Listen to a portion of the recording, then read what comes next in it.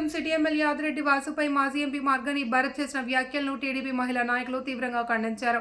Press క్లబ్లో జరిగిన media సమావేశంలో మాట్లాడిన టీడీపీ మహిళా నాయకులు జగన్ ప్రభుత్వ హయాంలో నగరంలో ఒక్క అభివృద్ధి పని కూడా జరగలేదని, గత 18 నెలల్లో ఎమ్మెల్యే ఆదిరెడ్డి వాసు అనేక అభివృద్ధి పనులు చేశారని స్పష్టం చేశారు.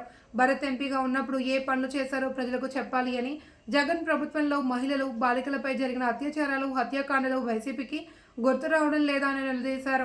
రాజకీయాల్లో హుందాగా వ్యవహరించాలి అని, అవాస్తవ ఆరోపణలు మానుకోవాలి అని భరత్కు హితవు పలికారు.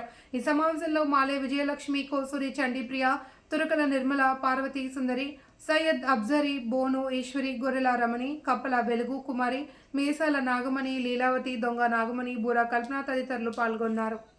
ఎందుకంటే పచ్చకామర్లో కంటే లోకం అంతా పచ్చగా కనపడుతుంది. మరి వైఎస్ఆర్ పార్టీ వచ్చినప్పుడు మీరు అందరూ ఈవీఎంల మీద నెగ్గారా? అంటే నేను ఈవీఎంల మీద నెగ్గాను, ఆదిరెడ్డి వాసు గారు కూడా ఈవీఎంల మీద నెగ్గారు అనుకుంటామేమో. ఆదిరెడ్డి వాసు గారికి ఒక చరిత్ర ఉంది. పుట్టినింట మెట్టినింట కూడా రాజకీయ చరిత్ర ఉంది. అది నీకు తెలుసు. నీకేం చరిత్ర ఉంది? మీ నాన్నగారు టీడీపీలో ఒక నాయకుడు, ఆయనతో మేమందరం కలిసి పనిచేసాం. అంతే తప్ప రాజకీయ చరిత్ర నీకు లేదే, నీకు రాజకీయ అవగాహన లేదే. మాట్లాడితే ఈవీఎం ఎమ్మెల్యే, మాట్లాడితే ఈవీఎం ఎమ్మెల్యే. ఈరోజు 42 డివిజన్లో భరతరామ గారు ఫిక్స్డ్ వర్డ్ ఆదిరెడ్డి కుటుంబానికి, తెలుగుదేశం పార్టీకి 2000 నుంచి 3000 ఉంది. వాళ్ళు ఈవీఎంల మీద నెగ్గవలసిన పనేం లేదు. నువ్వు ఈరోజు మీరు 5 సంవత్సరాల్లో చేయలేని అభివృద్ధి కేవలం 18 సంవత్సరాల్లో చూపించాడు. 18 నెలల్లో చూపించాడు మా ఎమ్మెల్యే గారు. ఏమీ చేయలేదు.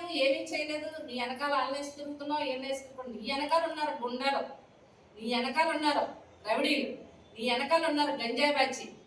నీ వెనకాల పెట్టుకుని నీ వెనకాల ఉన్నాయని చెప్పడం అనేది కరెక్ట్ కాదు.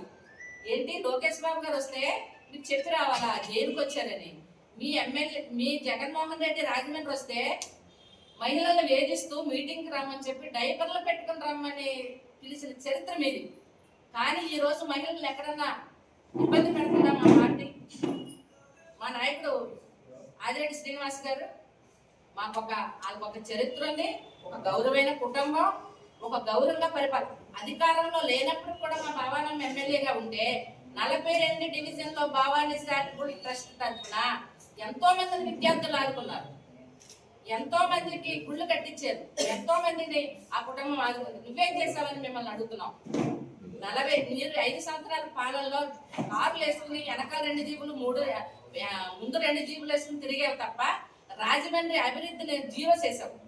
కానీ 18 నెలల్లో ఈరోజు మా నగర శాసనసభ్యుడు ఆదిరెడ్డి శ్రీనివాస్ గారు చేశారు అభివృద్ధి.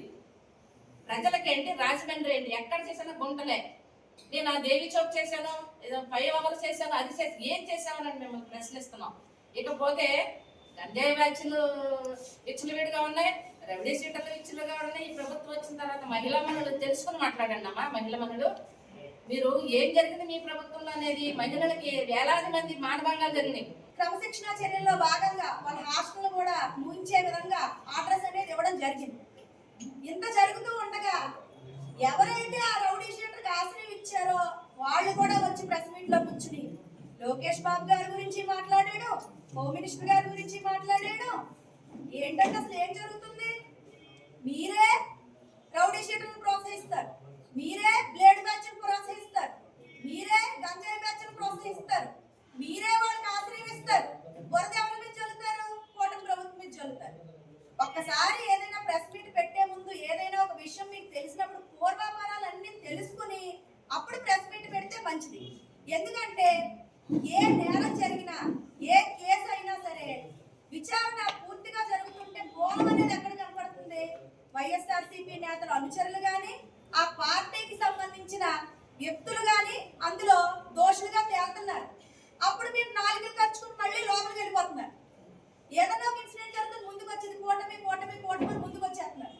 తీరా చూస్తుంటే ఎక్కడ చూసినా ఆ నేర చరిత్ర ఉన్న వాళ్ళు మీకు సంబంధించిన వాళ్ళు అవుతున్నారు. అవునండి, సాక్షాత్తు 5 ఏళ్ళు ముఖ్యమంత్రిగా చేసిన మీ బాస్ మీ అధినేత జగన్ గారే ప్రెస్ మీట్లో రపా రపా నరికేస్తాం, రపా రపా చూపిస్తాం అంటుంటే మీరు కూడా అదే పందాలో అదే పొరవల్లో ముందుకెళ్ళడం అనేది కరెక్ట్ కాదు. ఎందుకంటే ఇక్కడ ఉన్నది కూటమి ప్రభుత్వం. మొన్న లోకేష్ గారు కూడా ఒకటే చెప్పారు, రెడ్ బుక్ లో మూడు పేజీలు అయినా ఇంకా ఉన్నాయి, అందులో లేనివి కూడా ఎవరైతే చట్టాన్ని ఉల్లంఘిస్తారో వాళ్ళందరినీ కూడా చట్టపరంగా క్రమశిక్షణా చర్యలు తీసుకుంటాము. నేతలే కాదు, ఎవరైతే ఈ నేతలు ఈ చట్ట వ్యతిరేక వ్యక్తుల్ని ప్రోత్సహిస్తున్నారో ఆశ్రయం కల్పిస్తున్నారో వాళ్ళకి కూడా చట్టపరంగా చర్యలు తీసుకుంటామని చెప్పారు. జాగ్రత్త అండి, ఎందుకంటే అందరూ మీ వాళ్ళే ఉంటారు.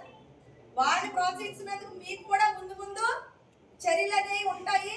వాటిని మీరు మళ్ళీ ఏమైనా సానుభూతిగా చెప్తారు, మేము ప్రజల తరఫున పోరాడేస్తాం కాబట్టి మా మీద మీరు ఇలాగ కేసులు పెడుతున్నారని చెప్తారు. ప్రత్యక్షంగా మీరు వాళ్ళకి ఆశ్రయం కల్పించిన వ్యక్తులు కూడా దొంగ కేసులు అని మాట్లాడితే ప్రజలేమి గొర్రెలు కాదండి.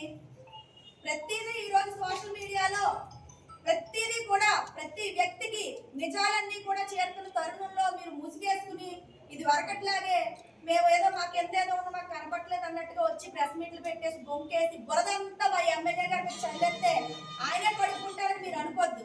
ఈ రోజు ఆదిరెడ్డి శ్రీనివాస్ గారు ప్రతి ప్రోగ్రాంలోని ప్రతి కార్యక్రమంలోని ప్రత్యేకించి మహిళలకు సంబంధించి భద్రత గురించి చెప్తూ అదే విధంగా యువతను కూడా తప్పుదారి పట్టకుండా స్కిల్ డెవలప్మెంట్ ఇటువంటి ప్రోగ్రామ్స్ చేస్తూ నిరుద్యోగ యువతకు ఉపాధి కల్పించే ప్రోగ్రామ్స్ చేస్తూ అదే విధంగా విద్యలో ఎవరికైనా సాయం కావాల్సిన, వైద్యంలో సాయం కావాల్సిన ముఖ్యమంత్రి సహాయ నిధి చెక్కులు ఎవ్వరూ తేనంత విధిగా ఆయన తీసుకొస్తూ ప్రభుత్వ పరంగా కాకుండా ఎవరికైనా విద్య వైద్య అవసరం ఉంటే భవానీ చారిటబుల్ ట్రస్ట్ ద్వారా అనేక కార్యక్రమాలు చేసుకుంటూ ముందుకెళ్తూ అయినా కూడా ఒకటే చెప్తున్నారు, మా నేతల్లో ఎవరైనా కూడా ఎందులో అయినా సరే తప్పు ఉందని నిరూపిస్తే వాళ్ళ మీద మేము చర్యలు తీసుకుంటాం. మీరు రండి, పార్టీలకు అతీతంగా నా దగ్గరికి ఎవరు వచ్చినా ఏ సమస్య ఉన్నా అందులో మా నేతలు ఉన్నా కూడా నేను వాళ్ళని క్షమించను, వాళ్ళ మీద చర్యలు ఉంటే ధైర్యంగా చెప్తున్నారంటే అది ఆదిరెడ్డి కుటుంబం, ఆదిరెడ్డి శ్రీనివాస్ గారు అంటే ఆయన గురించి తెలుసుకుని మాట్లాడండి. ఎంతసేపు భరతరామ్ గారు మెప్పు పొందడానికి మీరు మన ఎమ్మెల్యే గారి మీద బురద చల్లదామంటే చూస్తూ ఊరుకోవడానికి మేము రెడీగా లేవని మీ అందరికీ తెలియజేస్తూ మాజీ ఎంపీ భరత్ గారికి కూడా ఒకటే సూచిస్తున్నాం, మీరు ఏదైనా ఒక ప్రెస్ మీట్ పెట్టి ఏదైనా మంచి చెప్పాలంటే ముందు మీ వెనకాల ఎవరైతే ఉన్నారో నేర చరిత్రలు కానీ దానికి సంబంధించిన వాళ్ళని కంట్రోల్ చేసుకోండి, వాళ్ళని పక్కకు పెట్టండి. అప్పుడే ఏదైనా విశ్వసనీయత అనేది ఉంటది. ఎందుకంటే ఇది చెప్తున్నామంటే గత 5 సంవత్సరాలుగా ఎక్కడ గంజాయి దొరికినా దాని మూలాలు రాజమండ్రిలో ఉండే. ఇప్పుడేది ఇదంతటికి కారణం గత ప్రభుత్వంలో ఈ రౌడీ మోకల్ని వెచ్చలవిడిగా వదిలేయడం. ఢిల్లీలో ఒక గంజాయి కేసులో పట్టుబడిన వ్యక్తి, మీతో ఫోటోలు తీర్చుకున్న వ్యక్తి, అదంతా అందరికీ తెలిసిందే కదా. వ్యక్తిగతంగా వెళ్ళామంటే మేము కూడా ఎన్నో తీయగలం. ప్రత్యేకించి మరొక్కసారి మీకు విన్నవించుకుంటున్నాను, ఏదైనా ఒక సంఘటన జరిగినా ఏదైనా పూర్వాపరాలు ఆలోచించి ప్రెస్ మీట్లు పెట్టండి. ప్రజల ముందుకి అన్ని తెలుసుకుని రావాల్సిందిగా కోరుకుంటూ మరొక్కసారి భరతరామ్ గారికి వాళ్ళ వెనక ఉన్న వాళ్ళకి ఒకటే చెప్తున్నాము, అనవసరంగా మా ఎమ్మెల్యే గారి మీద కానీ మా కూటమి నేతల మీద కానీ బురద చల్లడానికి అవాస్తవాలతో మీరు కనుక ముందుకు వస్తే ఖచ్చితంగా మీ అందరి మీద కూడా వాస్తవాలన్నీ ప్రజల్లోకి తీసుకువెళ్ళి పోరాడడానికి ఇక్కడ మహిళా మనులందరూ కూడా మేమందరం ముందుకు వస్తామని సందర్భంగా